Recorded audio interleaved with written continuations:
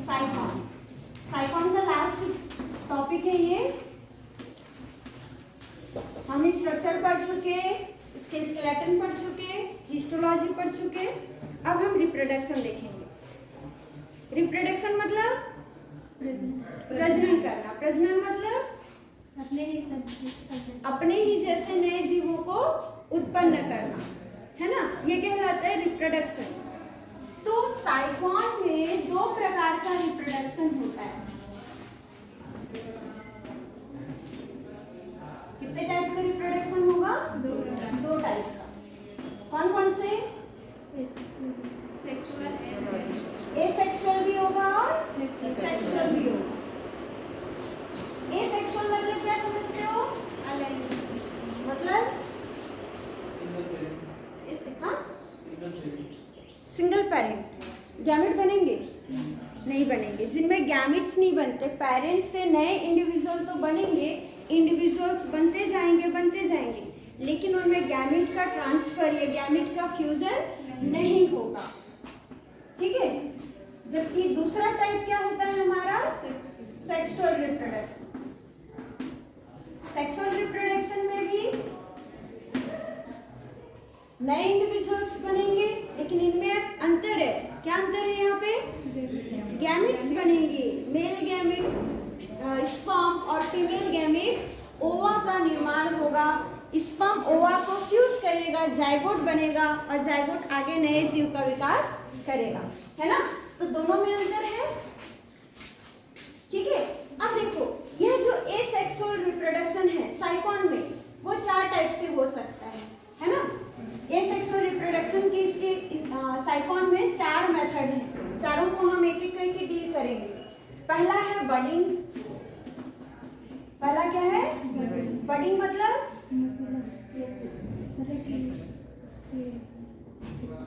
जो साइकॉन है वो एक बड निकालेगा।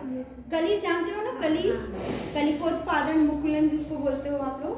तो कली निकालेगा। वो कली धीरे धीरे ग्रोथ करता जाएगा। एक टाइम आएगा अपने पेरेंट से अलग, या तो पेरेंट के साथ रह करके कॉलोनी बनाएगा, या वहां से अलग होकर के एक नए साइकॉन में विकसित हो जाएगा। बडिंग बोलेंगे उसको। दूसरा है इसमें, सेकेंड लिखिए, दूसरा मेथड है रीजनरेशन। हम लोग पढ़े थे ना, साइकॉन जो है वह या पोरीफेरा के जो जंतु होते हैं वो रीजनरेशन की कैपेसिटी रखते हैं। रीजनरेशन मतलब पुनर्निर्माण। किसी का कोई शरीर का कोई भाग अगर कट गया हो, टूट गया हो, तो वो पुनः उसका निर्माण कर सकता है ना। तो कैसे? अब पुनः निर्माण मतलब उसी अंग को नहीं बनाएगा, पूरे एक साइकॉन का निर्माण वो कर सकता है। इतनी कैपेसिटी उनमें होती है ना। तीसरा लिखिए, फॉर्मेशन ऑफ रिडक्शन बॉडीज।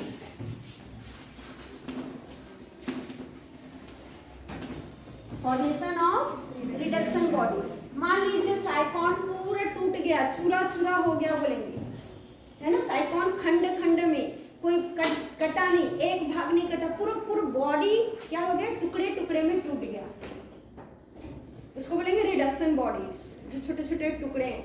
अब वो क्या करेगा? वो छोटे छोटे टुकड़े पुनः एक नए साइकॉन का निर्माण कर सकते हैं।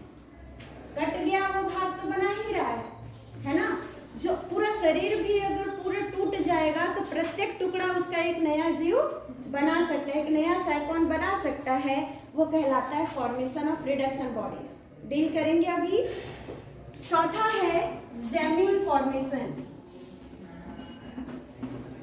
साइकॉन जब अनफेवरेबल कंडीशन होता है, वातावरण जब प्रतिकूल होता है, तब यह अपने अंदर स्पॉन्ज की बॉडी के अंदर जेम्यूल का निर्माण करते हैं। आगे देखेंगे जेम्यूल। आर्कियोसाइट सेल पढ़ा है हमने, है ना। आर्कियोसाइट सेल जो होती है टोटिपोटेंट होती है, तो वह इकट्ठे हो जाती है, एक बॉल लाइक स्ट्रक्चर बनाती हैं, है ना। वो जैसे बोलोगे कि बीज भर रहा है अंदर में। जब प्रतिकूल वातावरण हुआ तो बीज बन रहा है, जब अनुकूल हुआ तो वो फट के निकल जाएंगे। स्पोर्स जैसे निकलते हैं ना, वैसे निकल जाएंगे।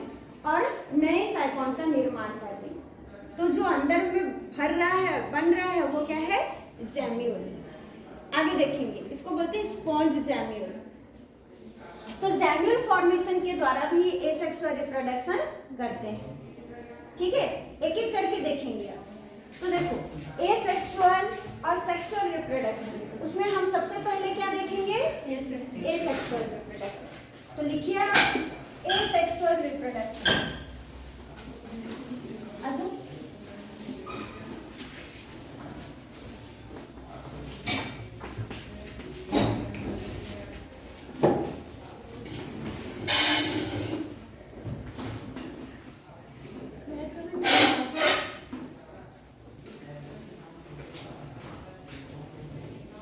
एसेक्सुअल रिप्रोडक्शन में पहला हम क्या देखेंगे?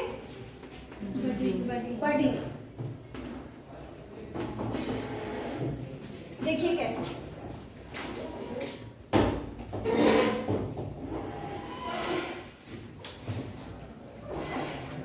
ये एक साइकॉन है ना? ऐसे बना देते हैं उसको ऊपर का।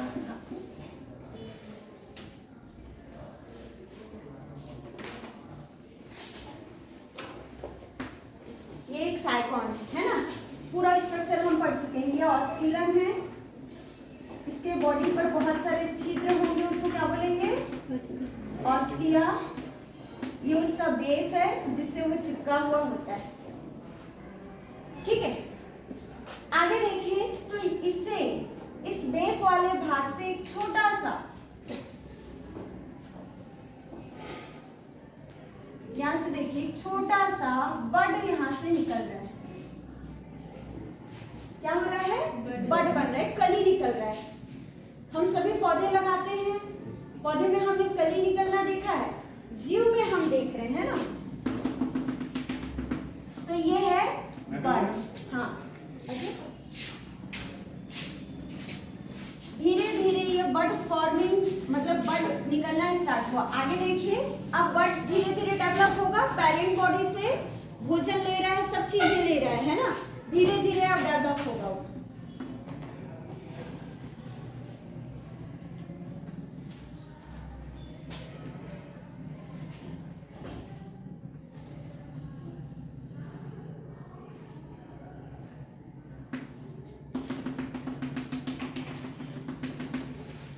बट क्या हो रहा है? डेवलप हो रहा है। अभी पूरी तरह से डेवलप हो चुका है क्या? नहीं। ठीक है, आगे देखिए।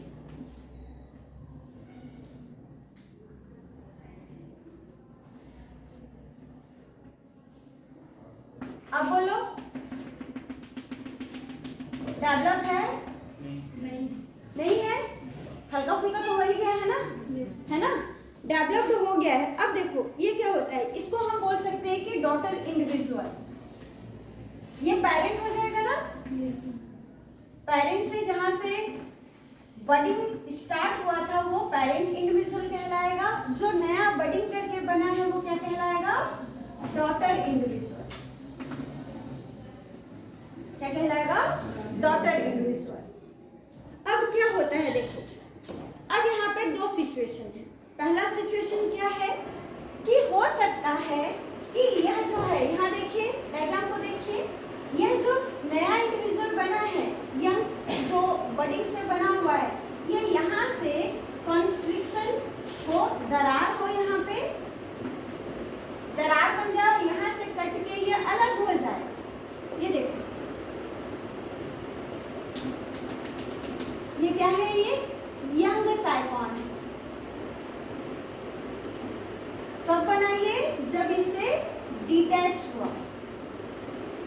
जो नया साइकॉन, जो डॉटर इंडिविजुअल बोल रहे हैं, अगर वह अपने पेरेंट्स से अलग हो जाए, ठीक है, पहला सिचुएशन ये है, क्या हो जाए? अलग हो जाए, तो वह समुद्र में, पानी में एक स्वतंत्र यंग साइकॉन के रूप में विकसित होगा, है ना? और अगर मान लो वह डिटैच नहीं हुआ, हो सकता है ना अलग हो सकता है अलग ना हो। हम अपने में भी देखते हैं, ह्यूमन बीइंग में कई सारी फैमिली जिसमें बच्चे शादी होने के बाद या जॉब करने के बाद लेकिन सबके सब तो नहीं करते ना, कुछ लोग अपने फैमिली में ज्वाइंट तौर पे रहते हैं। तो वैसे ही वो जो डिटैच हो गया वो यंग साइकॉन अपने में विकसित करेगा अलग से। जो अलग नहीं हुआ, मान लीजिए यहाँ पे कॉन्स्ट्रिक्शन नहीं हुआ बोल रहे हैं, तो क्या करेगा, यह एक कॉलोनी के रूप में, किस रूप में, कॉलोनी के रूप में धीरे धीरे विकसित होता रहेगा। कॉलोनी बढ़ती जाएगी, फिर एक साइकॉन से बडिंग निकला, वो विकसित हुआ, वो भी बडिंग करेगा, फिर नया बनेगा, वो बडिंग करेगा, फिर नया बनेगा। अकेला इंडिविजुअल था, अब समूह बन रहा है कि नहीं, है ना। तो इस प्रकार से साइकॉन जो है वो अपनी कॉलोनी को बढ़ाते हैं। समझ आया। अगर अटैच्ड है, डिटैच नहीं हुआ है तो कॉलोनी बनेगी, डिटैच हो गया तो वो नए जगह पे जाकर के अपना क्या करेगा, विकास करेगा, आगे प्रोसेस करेगा, जो प्रोसेस ये कर रहा है। पूरा प्रोसेस क्लियर हुआ, हाँ या नहीं, है ना। पेरेंट इंडिविजुअल से एक छोटा सा बड निकलेगा, बड धीरे धीरे पेरेंट्स से भोजन सब चीजें लेते हुए अपना ग्रोथ करेगा। जब पूरी तरह से डेवलप हो जाएगा उसको डॉटर इंडिविजुअल बोलेंगे। हो सकता है ये कॉन्स्ट्रिक्शन के द्वारा डिटैच हो जाए अपने पेरेंट्स से और एक नए चट्टान से, नए आधार से चिपक करके वह अपना विकास करने लगे। या हो सकता है वो अभी भी अपने पेरेंट्स से जुड़ा हुआ हो और पेरेंट के साथ मिलकर के क्या बनाता रहे, वो कॉलोनी बनाता। क्लियर है। चल अब आप लोग बताइए ये बडिंग करेगा कब, किस सिचुएशन में करेगा। कोई जीव बडिंग कर रहा है, कब करेगा, अनफेवरेबल कंडीशन में कि फेवरेबल कंडीशन में। यथार्थ फेवरेबल में करेगा, उसको खाना पानी सब मिल रहा है तब तो बडिंग कर रहा है ना, है ना। तो देखिए बडिंग कब होगी, फेवरेबल कंडीशन में, अनुकूल वातावरण में। अनुकूल वातावरण मतलब पानी में क्या क्या होगा, पानी में फूड होगा, पानी का टेम्परेचर नॉर्मल होगा, पानी में ऑक्सीजन की डेंसिटी सफिशिएंट होगी। अगर ये तीनों चीजें कैसी है, सफिशिएंट है उस साइकॉन के ग्रोथ के लिए, तो वो बडिंग करेगा ही करेगा। कली निकलेगा, अगर फूड नहीं हो, ऑक्सीजन नहीं हो, टेम्परेचर नॉर्मल नहीं हो तो बडिंग तो मर जाएगा ना। हम पौधा भी लगाते हैं, सबने गुलाब लगाया होगा अपने जीवन में, निकालते हो गुलाब लगाते हो, थोड़ा सा धूप हो जाता है, बड निकला रहता है, ऐसा छोटा सा कली निकला रहता है, मर जाता है। पानी ज्यादा दे देते हो, मर जाता है ना। तो वैसे ही साइकॉन के लिए ये फेवरेबल कंडीशन चाहिए बडिंग करने के लिए, है ना। दूसरा केस है ये, जो कोई जीव बडिंग कब करेगा, मैच्योर होगा तब करेगा ना। कोई इमेच्योर, अभी मैं बोलूं ये बडिंग को, मैं बोलूं ये जो कली निकला है इसको बोलूं कली बनाओ, बनाएगा कौन बनाएगा कली, जो विकसित है। पेरेंट हम किसको बोलते हैं, जो मैच्योर हो। इमेच्योर को हम पेरेंट बोलेंगे नहीं बोलेंगे, है ना। तो देखिए मैच्योर या फुल्ली डेवलप्ड इंडिविजुअल ही बडिंग कर सकते हैं। समझ आया ये पॉइंट, कौन कर सकते हैं, मैच्योर इंडिविजुअल मतलब पेरेंट। कली से कली कभी नहीं निकलेगा, ठीक है। अगला बडिंग कहाँ से स्टार्ट हो रहा था, डायग्राम देखो जो बनाए हो, कली कहाँ से निकल रही थी, बेस वाले भाग से, है ना। जहां से हमारा साइकॉन चिपका हुआ है उसी जगह से कली निकलेगी। तो लिखिए बडिंग स्टार्टेड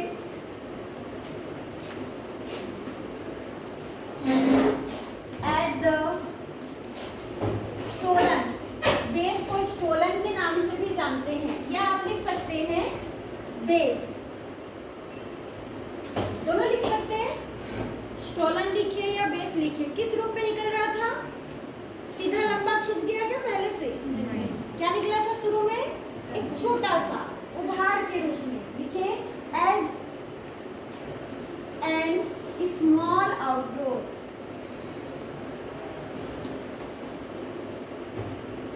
जो कली है वह आधारीय भाग से एक छोटे से उभार के रूप में निकल रही है।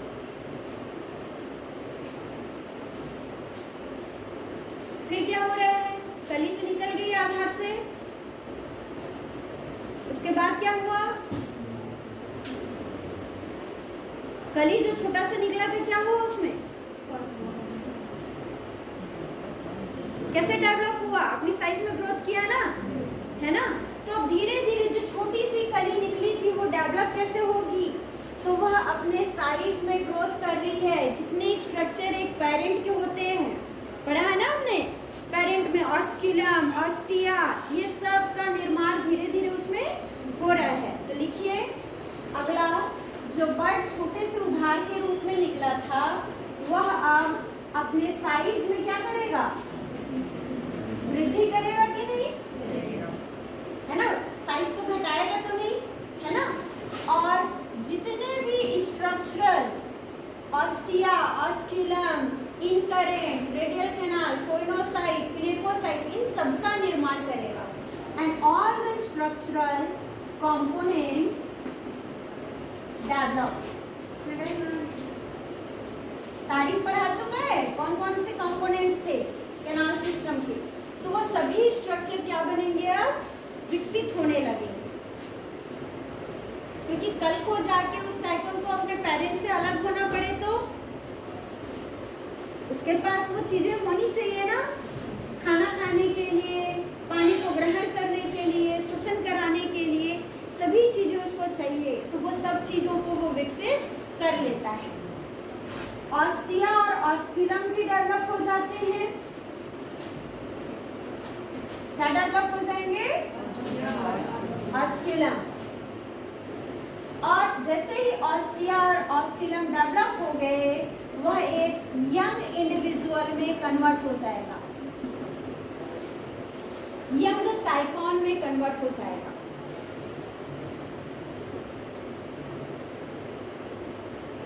ठीक है? जो छोटा सा उभार निकला था उसने अपनी साइज में ग्रोथ किया, वो सभी स्ट्रक्चर को विकसित कर रहा है। ऑस्टिया, ऑस्क्यूलम भी विकसित हो गया, तो अब उसको एक यंग साइकॉन बोलेंगे। जब हम अपने पैरों पे खड़े हो जाते हैं हम यंग हो गया बोलते हैं ना, है ना? तो वैसे ही सब चीजें बन गया, अब वो अलग होने के लिए रेडी है। ठीक? तो दो सिचुएशन आएगा उसके पास, या तो अलग हो जाएगा या तो जुड़ा रहेगा, है ना? तो डिटैच हो जाएगा। लिखिए detach from the parent body. Parent body से अलग हो जाएगा तो क्या बनाएगा? एक नया, किसी जगह से जुड़ करके एक नया साइकॉन बनाएगा ना, एक नया इंडिविजुअल। अगर डिटैच हो गया तो एक नए जीव के रूप में वह विकास करेगा। अगर अलग नहीं हुआ तो, है ना? यहाँ लिख रही हूँ not detach from the parent body. अगर अपने पेरेंट बॉडी से अलग नहीं हुआ, मतलब अभी भी अटैच्ड है, तो क्या बनाएगा? कॉलोनी। क्लियर है? एक एक चीज देखो, कब होगा बड़ी? फेवरेबल कंडीशन में, है ना? किसके द्वारा होगा? आप लोग बोलते जाओ। मैच्योर इंडिविजुअल के द्वारा। ठीक है? बॉडी कहाँ से निकलेगा? बेस से। धीरे धीरे वो उभार के रूप में निकलता जाएगा, धीरे धीरे अपने साइज में वृद्धि करेगा, सभी संरचनाएं विकसित होंगी, पूरा विकसित हो जाएगा तो एक यंग इंडिविजुअल बोलेंगे। या तो डिटैच हो जाएगा या तो उसी के साथ अटैच रहेगा, है ना? कॉलोनी बनाएगा। क्लियर है?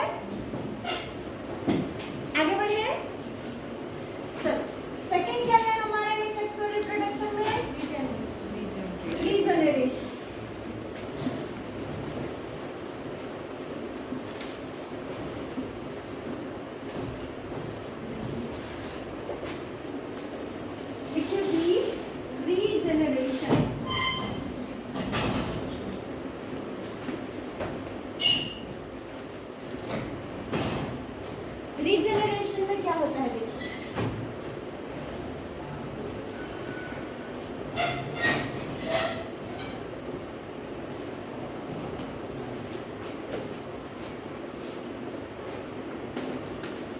ये हमारे पास एक साइकॉन है,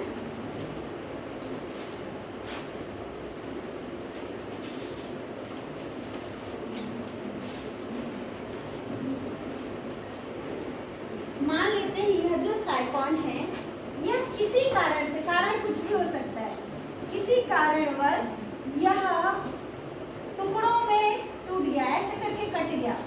कितने टुकड़े हुए? 3।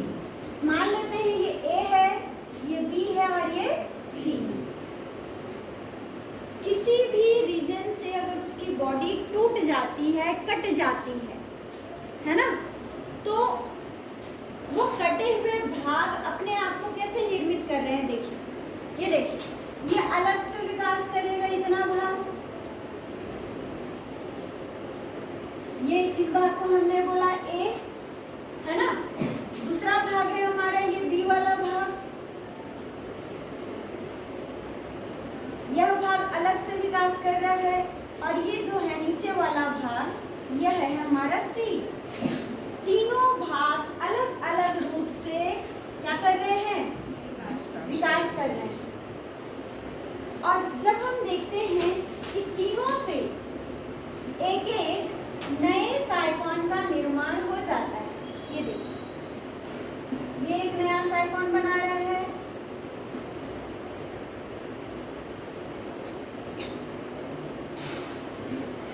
यह एक नया साइकॉन बना रहा है, ये एक नया साइकॉन बना रहा है।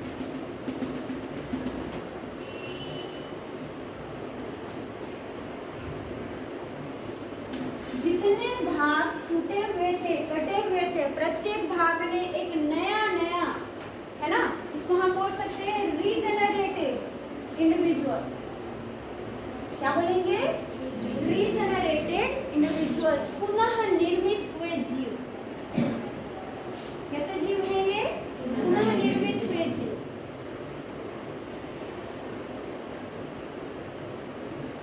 ठीक, तो ए से बना ये वाला जीव, बी से बना ये वाला जीव, सी से बना ये वाला जीव। एक ही साइकॉन हमने लिया था, एक साइकॉन जितने खंडों में टूट रहा है, हम नहीं बोल रहे 3 ही खंड, हो सकता है 2 खंडों में कट जाए, कोई काट दे ऐसे करके 2 भाग में, तो दोनों भाग क्या करेंगे?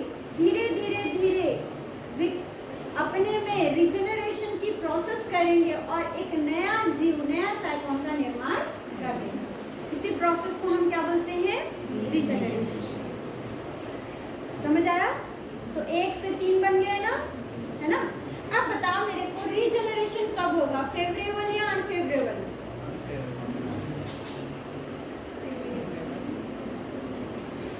बोलो, तारीख बोल रहा है अनफेवरेबल, और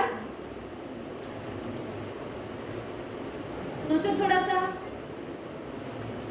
आप जैसे हम लोग अपनी बात करते हैं, मैं घाव की बात कर रही हूँ, हमारा भी कभी बॉडी का कोई पार्ट कट पिट जाता है ना, घाव हो जाता है, कैसे भरता है? अब मैं उसको वैसे बता रही हूँ समझाने के लिए, कैसे भरता है? अपने आप, दवाई नहीं करते, तो फेवरेबल दे रहे हो ना, फेवर कर रहे हो ना अपने ऊपर। कोई जीव का भाग कट गया, प्रतिकूल वातावरण अगर रहेगा तो ये कैसे नया जीव बनाएगा बताओ? कटा हुआ भाग, आप बोल रहे हो वातावरण सही नहीं है,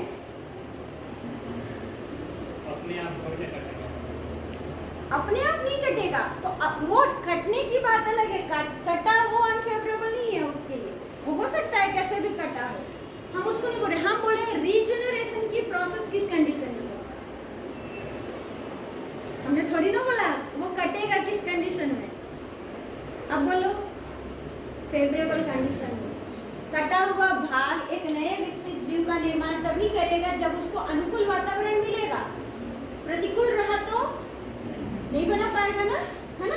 तो लिखिए इसमें फेवरेबल कंडीशन, यहां मिला रही हूं यहाँ बस।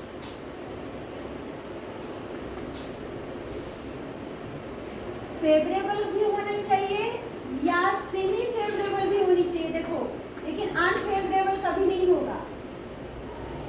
या तो पूरा उसके अनुकूल हो या आधा अनुकूल हो तो भी चलेगा।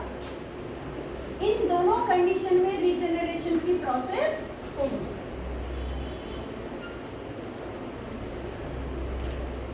ठीक, रीजनरेशन किसको बोल रहे हैं, बोलो, रीजनरेशन किसको बोलते हैं?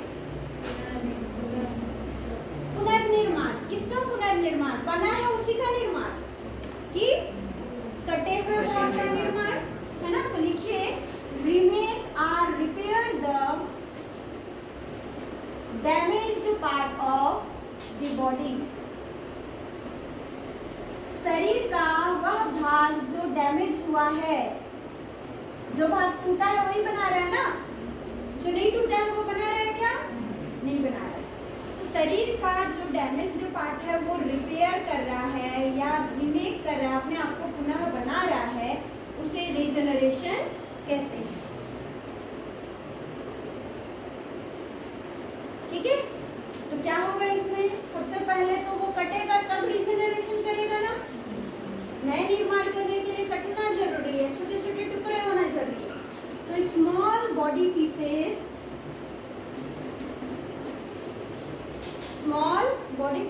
Developed into new साइकन्स।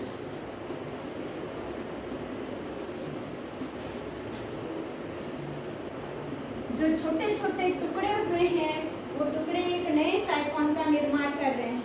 जल्दी होगा कि धीरे धीरे होगा? जितना एक साइकॉन से साइकॉन बन रहा था, एक विकसित साइकॉन से साइकॉन बन रहा था, कटे पीटे साइकॉन से नया साइकॉन का बनना क्या उतनी जल्दी गति से होगा? नहीं, धीरे होगा, है ना। तो लिखिए, यह प्रोसेस कैसा होता है? वेरी स्लो प्रोसेस है ये, बहुत धीमी गति से होता है, क्योंकि कटे हुए भाग से एक नया जीव बनाना टाइम लगेगा।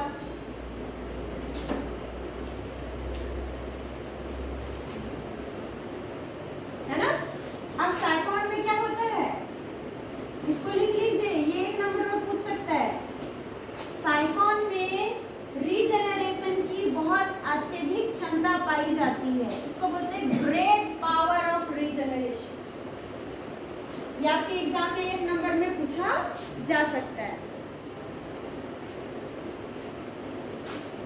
कि किनमें रीजनरेशन की अत्यधिक क्षमता या शक्ति पाई जाती है। तो किसमें पाई जाती है? साइकॉन, मतलब पोरीफेरा के जीवों।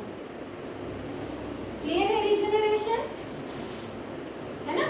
चलिए आगे देखते हैं, बिठा दो। तीसरा क्या है? Formation of reduction bodies.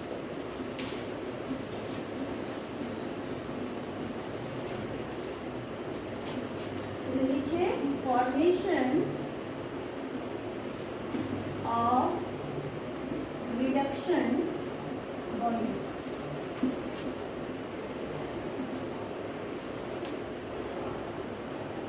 इसमें क्या होता है? देखो, यह भी टुकड़ों में टूटेगा,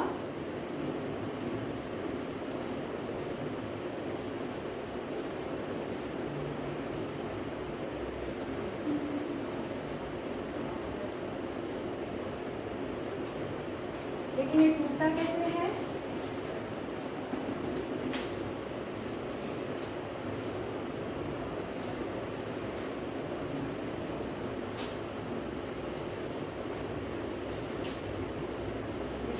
इसके टुकड़े को मैं ऐसे दिखा रही हूँ, ऐसे क्रैक होना समझते हो ना।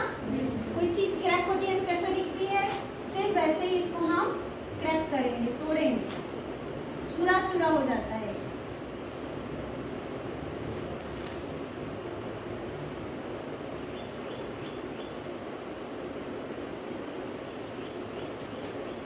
ये इस प्रकार से कई खंडों में यह क्या हो गया?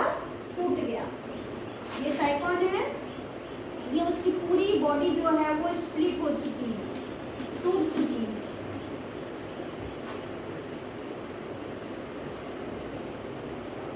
पहले तो कुछ टुकड़े बड़े बड़े बच भी रहे थे, अब वो टुकड़े भी नहीं बचे, है ना।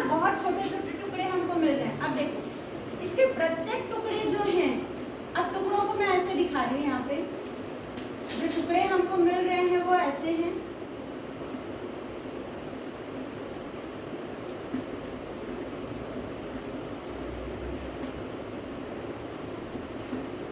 इस टाइप से उसके टुकड़े जो हैं हमको बॉडी के मिले हैं, तो इस पर लिख सकते हैं हम बॉडी पीसेस।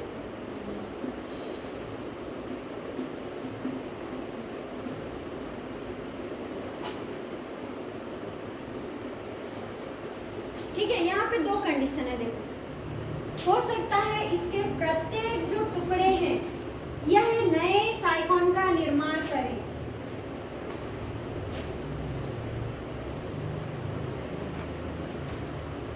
क्या बना दे, नए साइकॉन का निर्माण करें। ये देखो प्रत्येक टुकड़े, ये पहला केस है ना, कंडीशन पहला है कि हो सकता है उसके जितने भी टुकड़े हैं वो एक एक नए नए इंडिविजुअल का निर्माण कर दे, न्यू साइकॉन का निर्माण कर दे।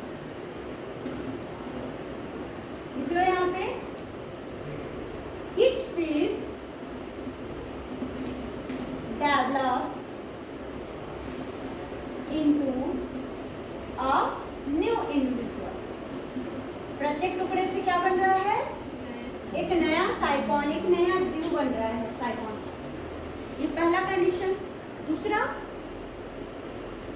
हो सकता है सब टुकड़े एक साथ जुड़ जाएं, हो सकता है ना, प्रत्येक टुकड़ा अलग अलग भी फॉर्म कर सकता है, और प्रत्येक टुकड़े एक दूसरे से जुड़ जाएं और एक कंप्लीट इंडिविजुअल का निर्माण करें। ये देखो दूसरा केस इधर बना रहे, ये प्रत्येक टुकड़े ऐसे करके जुड़ गए,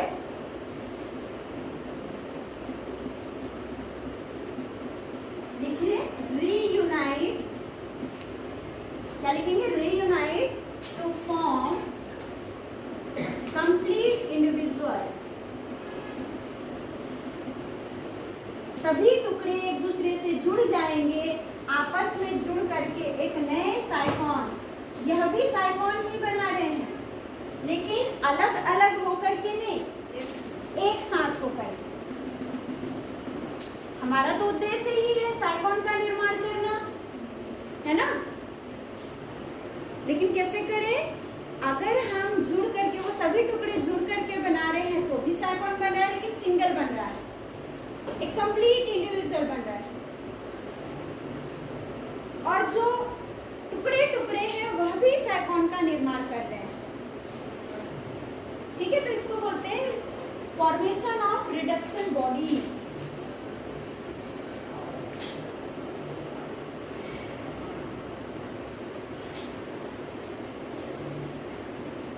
कब होगा, फेवरेबल या अनफेवरेबल, बोलो, अनफेवरेबल कंडीशन है ये। चुरा चुरा कब होगा, कटा वो बाई चांस था ना, कटना स्वाभाविक नहीं है, वो हो सकता है अचानक हो। चुरा चुरा होना कब होगा, अनफेवरेबल कंडीशन में, तब बोलेंगे उसको कि वो रिडक्शन बॉडीज बना रहा है। तो लिख लो आप, ठीक है, लिखिए, बना लिए ना डायग्राम को, लिखिए ड्यूरिंग अनफेवरेबल कंडीशन।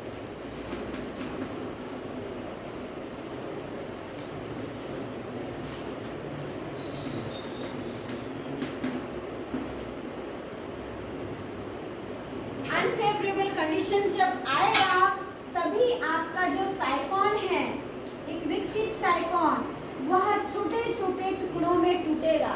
दो भागों में टूटना कोई कंडीशन पे डिपेंड नहीं कर रहा है ना, लेकिन उसका पाउडर बन जाना, टुकड़े टुकड़े कर देना, वो क्या है, एक अनफेवरेबल कंडीशन में ही संभव है ना।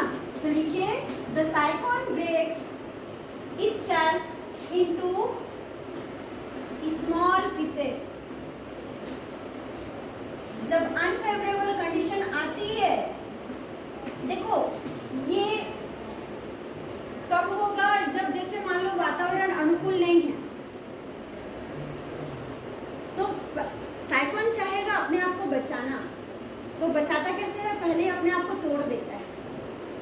क्या करता है, तोड़ देता है। छोटे छोटे टुकड़ों में, क्योंकि वो टुकड़े अब मरेंगे नहीं उस प्रतिकूल वातावरण में।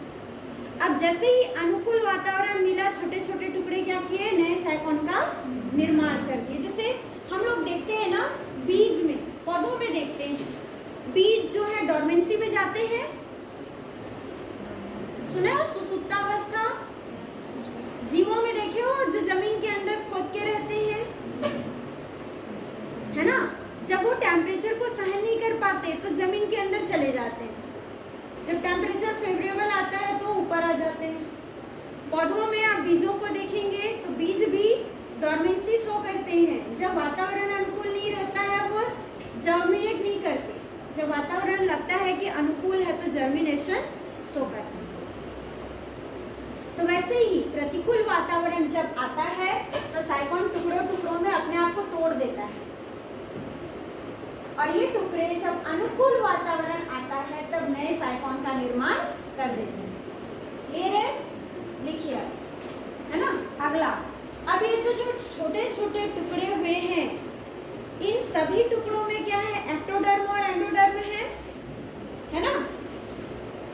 ये एक्टोडर्म एंडोडर्म जो है, यह डेवलप होकर के जब फेवरेबल कंडीशन आती है, कौन सी कंडीशन, फेवरेबल कंडीशन, तो यही जो पार्ट्स हैं एक्टोडर्म और एंडोडर्म, क्योंकि सभी में एक्टोडर्म और एंडोडर्म होगा ना, टुकड़े टुकड़े भी हो जाएंगे तो एक्टो और एंडो होगा कि नहीं। हम लोग पढ़े हैं ये वाला सिचुएशन, एक्टोडर्म ये होता है, ये वाला भाग, ये कट भी गया तो एक्टोडर्म है ना इसमें, इधर क्या है एंडोडर्म, इतना भाग कटा तो भी एंडोडर्म गया ना, है ना। कितना भी छोटे छोटे टुकड़े हो जाए सभी में क्या होंगे, एक्टोडर्म और एंडोडर्म। जब फेवरेबल कंडीशन आएगी तो यह एक्टो और एंडोडर्म एक नए साइकोन का निर्माण कर देंगे, क्योंकि हम जानते हैं एक्टो और एंडोडर्म से ही, मीसेंकाइम से ही साइकोन का निर्माण होता है। ठीक है, अब बताइए प्रोसेस जल्दी होगा कि देर से होगा, देर से होगा, है ना। वो टूटेगा तब जाके वो प्रोसेस होगी। तो लिखिए अगला, लिखिए this process is very slow,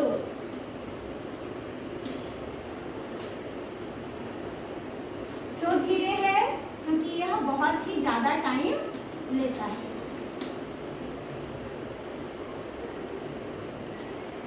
लंबा समय लेता है।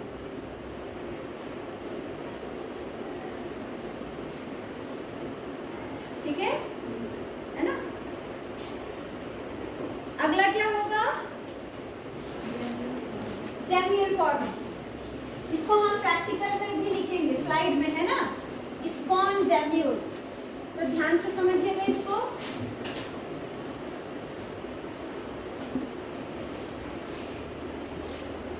देखिए अगला, सैमुअल फॉर्मेशन।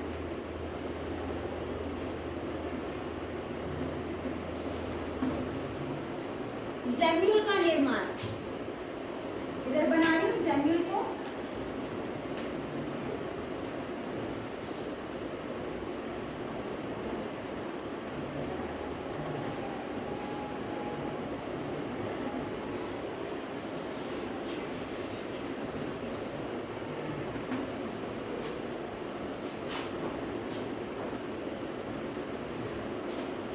बना लो साथ में।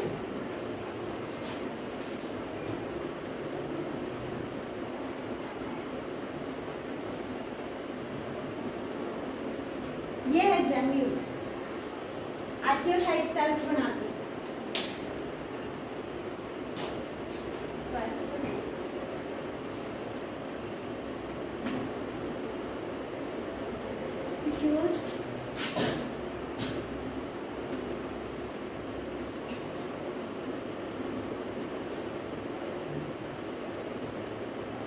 क्या है ये वाला क्या है, कल क्या पढ़े हैं,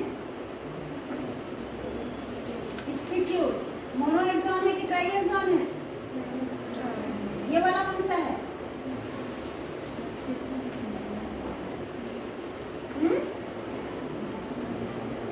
एक्सॉन है कि ट्राई एक्सॉन है? तो जल्दी भूल जाते हो।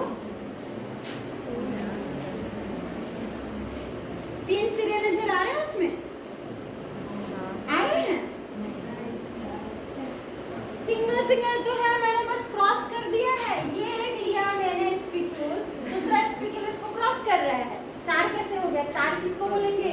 3 किसको बोलेंगे? ऐसा दिखाई दे तो 3 बोलेंगे, ऐसा दिखाई दे तो 3 बोलेंगे। क्या बात करते हो आप लोग, है ना? 1 को 2 से जोड़ दो तो ये बोलोगे, आप ये बोलोगे कि 4 उंगली है ना?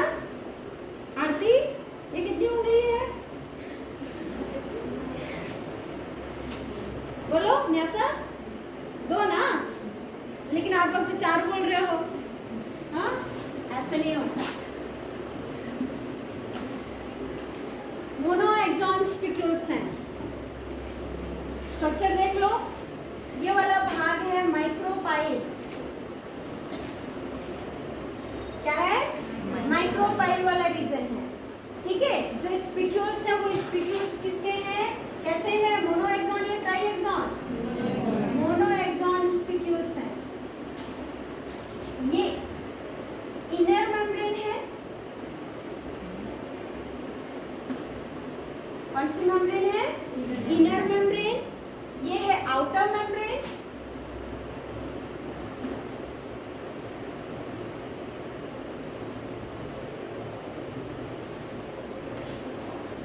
ठीक है, और अंदर में जो गोल गोल दिख रहा है ना, वो है आपकी आर्कियोसाइट सेल्स, ये येलो वाली। कौन सी सेल्स है? Archaeocyte cell. और ये जो डायग्राम है ये है स्पॉन्ज ज़ैम्यूल, स्पॉन्ज का ज़ैम्यूल।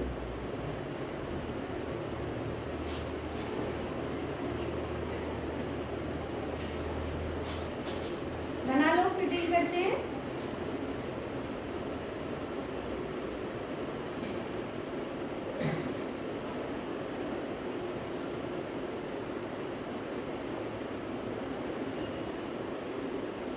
हो गया? देखो, साइकोन जो है वह अनफेवरेबल कंडीशन में ज़ैम्यूल्स बनाते हैं। कौन सी कंडीशन में? अनफेवरेबल कंडीशन मीन्स, बोलो, किसकी किसकी कमी होगी? साइकोन कहाँ है? पानी में किस चीज की कमी होगी? भोजन की, ऑक्सीजन की। टेम्परेचर बढ़ गया, कम हो गया, है ना? पानी, मेन पानी है। पानी अगर नहीं रहा तो सब चीजें कैसे आएंगी? तो पानी की उपलब्धता सही होनी चाहिए, भोजन की उपलब्धता होनी चाहिए, टेम्परेचर मीडियम या उसके फेवरेबल होना चाहिए, ऑक्सीजन पानी में होना चाहिए, तब जाके क्या होगा, वो नॉर्मल रिप्रोडक्शन करेगा। लेकिन जब यह सब सिचुएशन नहीं है, इसमें से कोई भी एक सिचुएशन, मान लो पानी है ही नहीं, या पानी की कमी हो गई, या पानी में ऑक्सीजन की कमी हो गई, पानी में भोजन की कमी हो गई, तब ये क्या करता है? ज़ैम्यूल बनाता है। अब ज़ैम्यूल क्या है? देखो, यह एक प्रकार की इंटरनल बडिंग है। हम लोगों ने देखा ना बडिंग, अभी देखा फर्स्ट में ये था, इसने ऐसा करके बड निकाला था, वो तो बाहरी बडिंग है ना, बाहर में कली निकल रहा है। आंतरिक तौर से भी कुछ कली निकालते हैं ये, तो उस आंतरिक कली के बनने को हम ज़ैम्यूल कहते हैं। जो आंतरिक रूप से जो बड बन रहा है वो क्या है? ज़ैम्यूल। तो लिखो, ज़ैम्यूल फॉर्मेशन मतलब क्या है? Process of internal budding. अंदर ही अंदर जो कली बन रहे हैं, है ना, उस प्रोसेस को हम ज़ैम्यूल फॉर्मेशन कहेंगे। स्पॉन्ज की बॉडी के अंदर कहाँ पे? मेसेंकाइम में, है ना, आगे देखेंगे आप, है ना। तो देखिए अंदर में बडिंग कैसे हो रही है, हम लोग सभी जानते हैं। ये देखिए, ये हमारा क्या है? पिनेकोडर्म है ना। ये हमारा कौन सा सेल है?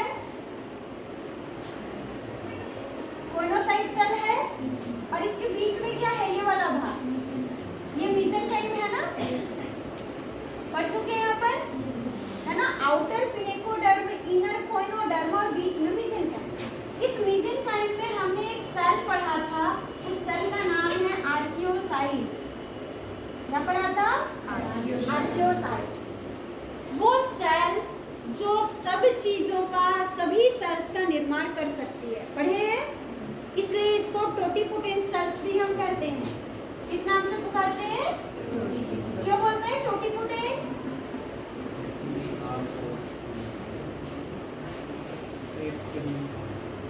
टोटिपोटेंट मतलब क्या? वो सेल जो सब काम को कर सकती है, किसी का भी निर्माण कर सकती है।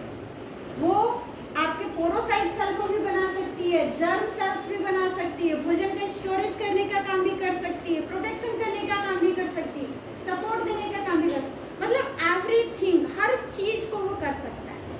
टोटल उसके पास क्षमता है, ठीक है।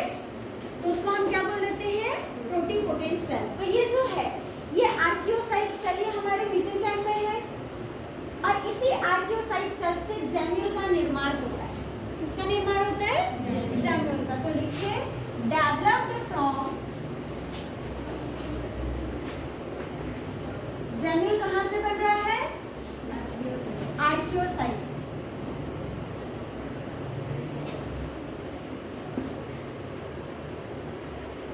ठीक, अब प्रोसेस देखिए कैसे बनता है ना, समझिएगा। इसको यही डायग्राम में मैं समझा रही हूँ, है ना। प्रोसेस में सबसे पहला लिखिए, सबसे पहले क्या होगा, आर्कियोसाइट सेल कहाँ है? मेसेंकाइम में। मेसेंकाइम में जितने भी आर्कियोसाइट सेल्स हैं एक जगह पे जमा हो जाती है, एक जगह पे जमा हो जाती है, ग्रुप बना लेती हैं और एक बॉल लाइक स्ट्रक्चर बना लेती है। ये देखो, ये जैसे सेल है ना, आर्कियोसाइट सेल एक सेल है। हमने बोला ये मेसेंकाइम की लेयर है।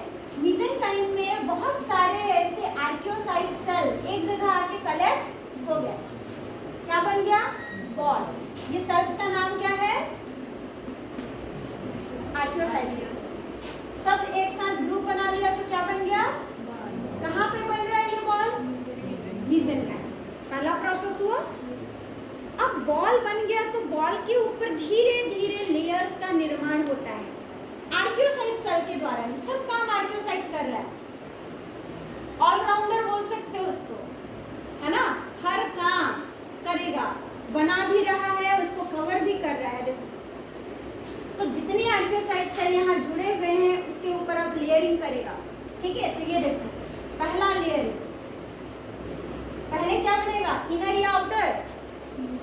इनर। जब वो रिलीज करता है तो सबसे पहले कौन सा लेयर बनता है? Inner membrane. यह पतला सा मेम्ब्रेन होता है जो कि आर्कियोसाइट सेल से बनाती है। आर्कियोसाइट सेल से निकलता है और उसके ऊपर पूरा कवर कर लेता है। इनर हो गया। अब देखो, कुछ टाइम बाद अब आर्कियोसाइट सेल का काम चल ही रहा है, धीरे धीरे धीरे इसके ऊपर और एक कवरिंग चढ़ा देता है। इस कवर को क्या बोलेंगे? Outer membrane. यह भी किससे बनेगा? कौन बनाएगा आउटर मेम्ब्रेन उसका? Archaeocyte cell. बॉल भी वही बना रहा है, बॉल को कवर करने वाला इनर मेम्ब्रेन भी वही बना रहा है, आउटर मेम्ब्रेन भी वही बना रहा है, ठीक है।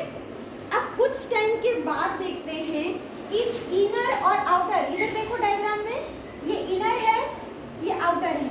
इन दोनों के बीच आप डायग्राम में देखिए, ये इनर, ये आउटर, क्या है बीच में? स्पिक्यूल्स है ना, मोनोएक्सोन स्पिक्यूल्स। ये स्पिक्यूल्स दिखने में कैसे दिखते हैं? देखिए, ऊपर एक डिस्क होता है, नीचे एक डिस्क होता है। स्पिक्यूल्स कैसे दिखते हैं? ऊपर एक डिस्क, नीचे एक डिस्क। ऐसे स्पिक्यूल्स को बोलते हैं एम्फी डिस्क स्पिक्यूल्स। जेम्यूल में जो इनर और आउटर मेम्ब्रेन है उसके बीच जो स्पिक्यूल्स है वो एम्फी डिस्क स्पिक्यूल्स है। कौन से स्पिक्यूल्स है? कैसे दिखाई देंगे? इस टाइप से। इसको थोड़ा सा ऐसे कर दो, रुक जाओ, ऐसे करो, ये ऐसे बनाओ। इसको बोलेंगे क्या? एम्फीडिस्को स्पिक्यूल्स। कहाँ पे होते हैं ये स्पिक्यूल्स?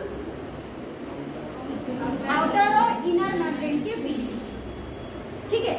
तो स्पिक्यूल्स भी मौजूद हो जाते हैं। अब ये जो स्पिक्यूल्स आप देख रहे हो, सॉरी जेम्यूल जो देख रहे हो, जो इतना बड़ा आपको नजर आ रहा है, दिखने में कैसे दिखता है पता है? सरसों के दाने के जैसा। सरसों सबने देखा है ना? सब्जी में हम यूज करते हैं सरसों, है ना? तो इसका स्ट्रक्चर कैसा होता है जेम्यूल का? देख लीजिए, मस्टर्ड सीड लाइक स्ट्रक्चर। सरसों जैसा नहीं, सरसों के दाने जैसा, सरसों के बीज जैसा स्ट्रक्चर इसका होता है। अब सोच लो कितना छोटा होता है, ठीक है। ऐसे बहुत सारे जैम्यूल्स, सरसों के दाने जैसे जैम्यूल्स मीसेंकाइम में बनते हैं, है ना? न्यूमरस, बहुत सारी संख्या में, हजारों की संख्या में जैम्यूल्स का निर्माण होता है और जैम्यूल्स के फॉर्मेशन को हम जैम्यूलेशन कहते हैं। उस प्रोसेस को क्या बोलेंगे? जो प्रोसेस अभी आपने पढ़ा, क्या बोलेंगे उसको? जैम्यूलेशन। एक्टियोसाइट सेल का गुच्छे में जमा होना, बॉल बनाना, कवरिंग करना, स्पिक्यूल्स बनाना, ये सब प्रोसेस को हम क्या बोल रहे हैं? जैम्यूलेशन। क्लियर है?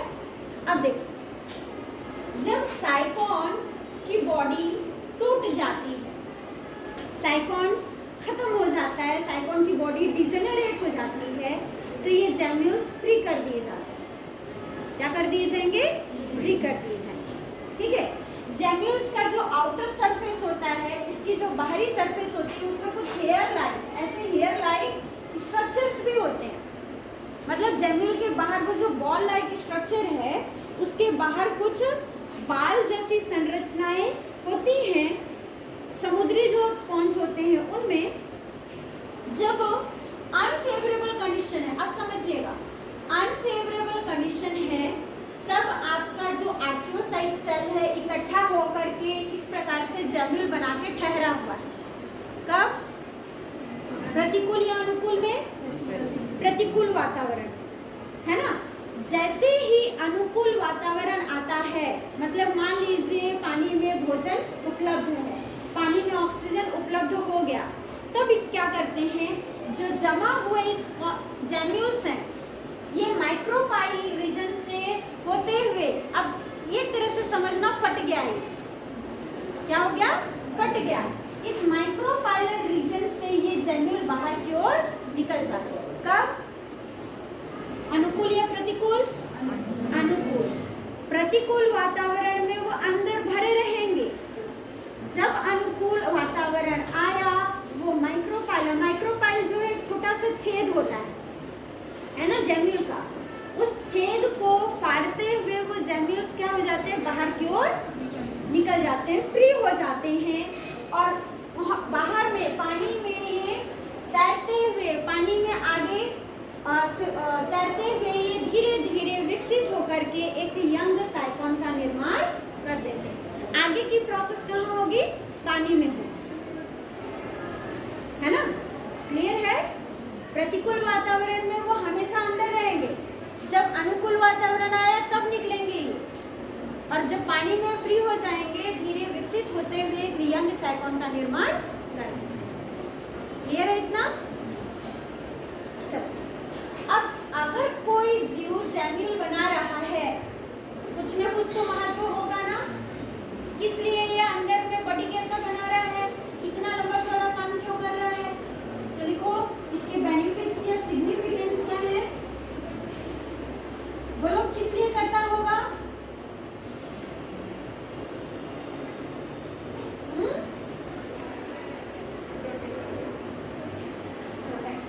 लिखो, पहला, एक प्रकार का यह मेथड है एडेप्टेशन का, अनुकूलन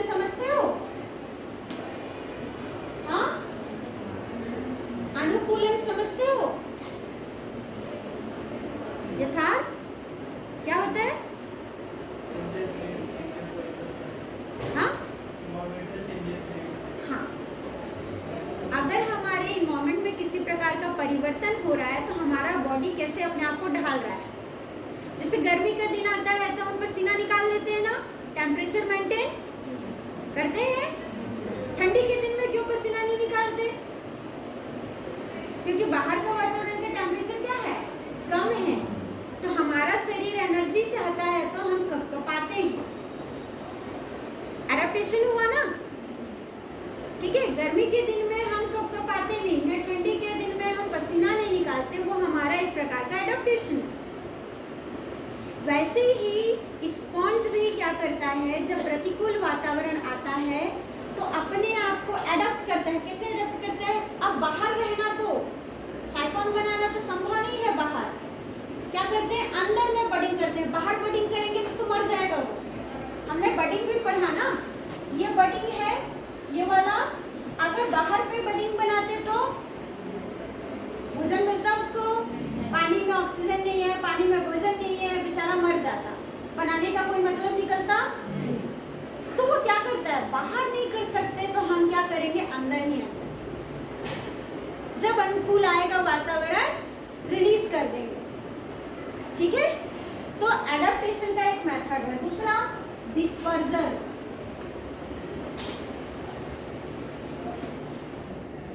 वितरण का भी एक प्रक्रिया है, इससे साइकोन बहुत ज्यादा वितरित होते हैं, डिस्पर्स होते हैं, फैलते हैं। जैसे अब ये जेमिल कहाँ है, पानी में। कहाँ है? पानी में। आप जानते हो पक्षी पानी में जाते हैं, बतख है, दूसरे जीव हैं, कोई जीव खा रहा है या बैठ रहा है उस पानी में मान लीजिए, तो उसकी जैसे पानी पी रहा है कोई पक्षी, तो उसकी चोंच से चिपक गया ये, है ना, उड़ते उड़ते गया कहीं पे, मुंह खोल दिया, सब नीचे, मतलब जमीन कहाँ गया, दूसरी जगह फैला। बैठा है उसके पंजों से चिपका, है ना। जमीन तो आप सरसों के दाने जैसे है ना, चिपक सकते हैं कि नहीं, है ना, सॉफ्ट पार्ट से। तो चोंच से चिपक करके उसके जो पंजे हैं उससे चिपक करके वो कहाँ चले जाते हैं, एक जगह से उसने उठाया, दूसरी जगह जाके बैठेगा ना वो, वहां जाके वो डिस्पर्स होगा। और फिर वहां अगर चले गए, अगर वातावरण अनुकूल मिल गया तो वहां पे रिलीज निकल गए, नए साइकोन का निर्माण दूसरी जगह पे होगा। तो डिस्पर्जन का ये मेथड है। आरी डिस्पर्जन का एक मेथड है, क्लियर है। तो चार हमने देखा, budding, regeneration, formation of reduction bodies और जमीन फॉर्मेशन। क्लियर है? कोई डाउट? कल देखेंगे हम लोग क्या,